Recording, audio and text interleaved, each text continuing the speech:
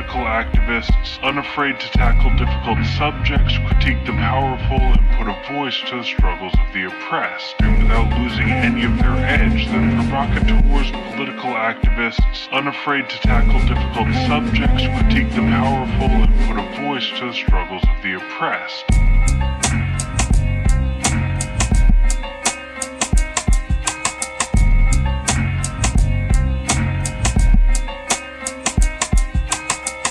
I met a man last week in Omaha, speaking of Warren Buffett. Yes. It wasn't Warren Buffett. A young man who describes himself as a struggling artist. Yes. Big fan of yours. Yes. And that's one reason why I'm bringing it up. And his question was, I'm still trying to develop enough resources to live a decent life while also trying to realize these artistic dreams that I have. Yes. How can I do both at the same time? I always tell people, I said, tell me your schedule. And they'll go, well, I go to work and I work 9 to 5 and I come home, I'm exhausted. And so, when am I going to start a business? I said, well, what about the other 8-hour shift? Because that's what I did, right? I had to be able to work from 8 to 5 in a normal job. And then I started working as a janitor because I worked my own hours in the middle of the night. But I worked 8 to 5 and literally I'd come home, I'd get a bite to eat, and then I'd start my work at 6 p.m., 6:30 p.m. And I go from 6:30 to 2 a.m.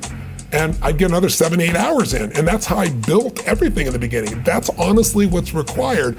And to not do that is to cheat yourself. Because in the end, what we get will never make us happy. I don't care how many stars on your chart, how many Academy Awards, how much money you make.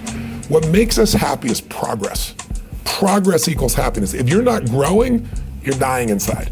If your relationship's not growing, it's dying. If your business is not growing, no business stays static. It's either growing or it's dying. If you're at that plateau, you're going down. You better do something right now. So the mindset has to be, this is the way I live going forward. I am a learning machine because we're living in a world where technology is changing things so quickly. I got to stay ahead. And that makes people fulfilled because you become more. You're not just doing something because you have to or because you're trying to keep up. In business, every one of your readers or viewership in this case should really ask themselves the question, who am I at my core?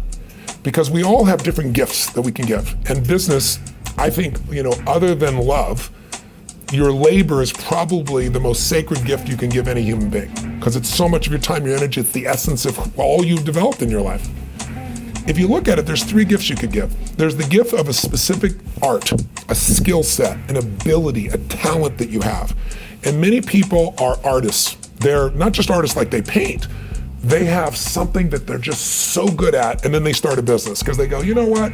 I can design better clothing than the person I work for. I can write better code. Of course, running a business is more than just the art of it, right? And most businesses are started by an artist, and most businesses, fail. So if you look at that, you'd say, if I'm an artist, I'm gonna struggle because I'm gonna wanna do my art. A great business person says, it doesn't matter what I care about. I can't fall in love with my product or service. I need to fall in love with my client, and I gotta constantly changing to meet their needs. Don't fall in love with your product or service, fall in love with your ideal client. That's a different game. There's another type of person who's more of a manager leader, meaning their gift is not a specific skill set, like selling or creating or something. It's managing people and processes, and they love it, right? And it's their nature. When it's your nature, you tend to get good at it if you work at it, right? Because it's just who you are. You're reinforced for it. And then there's the entrepreneur. And everybody calls himself an entrepreneur, but there are people that are entrepreneurial and there are entrepreneurs. And an entrepreneur by nature is different. They love risk. They live risk. It's like Steve Wynn's a dear friend of mine, and he took me to Cal, and I saw this guy lose $10 million, in less than 30 minutes. And the guy got up and gave Steve a hug and said, "Oh, Mr. Wynn, you're incredible." He actually said, "Would you take a picture?" And I'm used to hearing this, right? So I said, "Oh, sure." And he goes, "No, would you take a picture of me with Mr. Wynn?" And he just lost $10 million from him, right? That guy's an entrepreneur, right? He lose $10 million, I'll just figure another way to earn it again, right? It's a different mindset. An entrepreneur is in it for the money, right? They might be in for other things too, but they do want to make money. The artist is not as committed to making money. They want to make money, but they want to do their art. They want to make that dress. They want to write that code. They want to do what they love. So if you're going to be a successful business person economically, you got to say, who am I and who do I need? If I'm a great artist, I probably need a good manager leader as a partner, because they're going to help me build the organization, and I can still do the art that people love, and I'm going to just make sure my art is what they want, not just what I want. If I'm going to grow and scale, who am I? If I'm a manager leader, I might want to tie in with a great entrepreneur because there's going to be something much greater I can be a part of and own a piece of potentially if I'm there. If I'm an entrepreneur, I'm looking for great artists because they're going to be the core of my business. I'm looking for great manager leaders. So you got to know who you are and who you need.